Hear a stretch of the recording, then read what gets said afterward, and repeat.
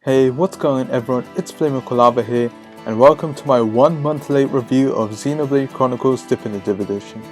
Yes, I know I'm very late, but that's because it took me a while to beat this game, as I was getting stuck on certain parts of the game.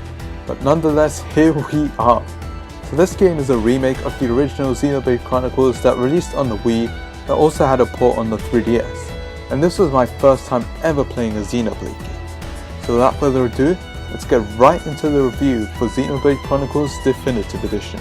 So this game is of course the remake of Xenoblade Chronicles for the Wii, which is considered to be a lot of people's favourite Wii game, and it released in Japan in 2010 and for the rest of the world in 2012. Now let's start with the graphics of this remake.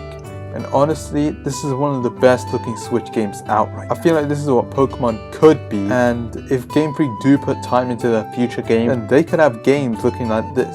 But anyways, this isn't a Pokemon video. These graphics honestly make the original Xenoblade Chronicles look like a Nintendo 64 game. It's such a blessing that one of the main flaws of the original, being the graphics, got fixed with this remake. And that obviously has to do with the limitations of the Wii, since it wasn't HDMI like the PS3 or Xbox 360 at the time. Now the graphics in handheld mode don't look as good, but it's still just fine, and from what I've heard, it's miles better than Xenoblade 2.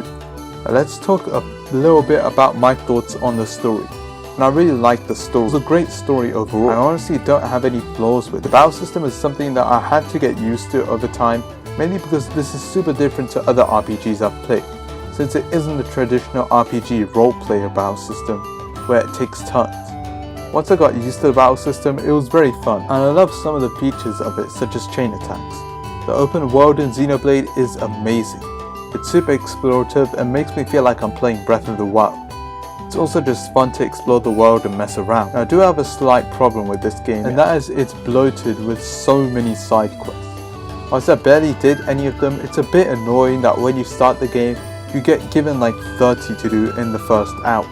Still though, it's only optional to do them, and they are good for people who want to 100% complete the game. Now this version of the game, we get a new story expansion unlocked called Future Connected, which takes place a year after the original game and focuses on Melee. It takes place on the Bionis arm and introduces two new Noppon characters, being Kino and Nene.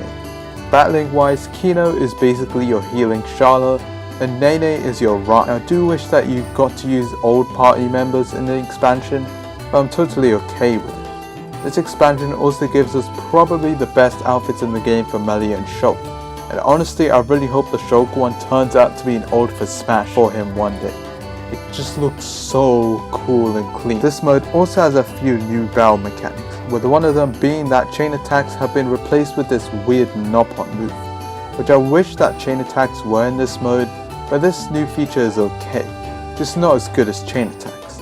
Future Connected took me 3 hours to beat, which isn't that much. The main game was already so long, and it would be longer if you did the side quests, so it doesn't matter, but overall Future Connected was okay, but a nice thing to have with this remake. Overall, Monolith Soft did an excellent job with the remake of one of the most popular JRPGs of all time.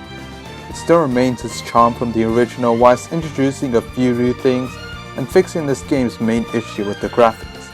Future Connected was also a nice bonus to include in this remake instead of just giving us the regular game, but with improved graphics like a lot of remakes I've seen have done. But overall, this game is amazing and it's definitely one of the best JRPGs of all time. Definitely a 9 out of 10 for me. I hope you guys enjoyed this video. If you did, leave a like, subscribe, follow me on all my social medias, link in the description below, and I will see you guys next time.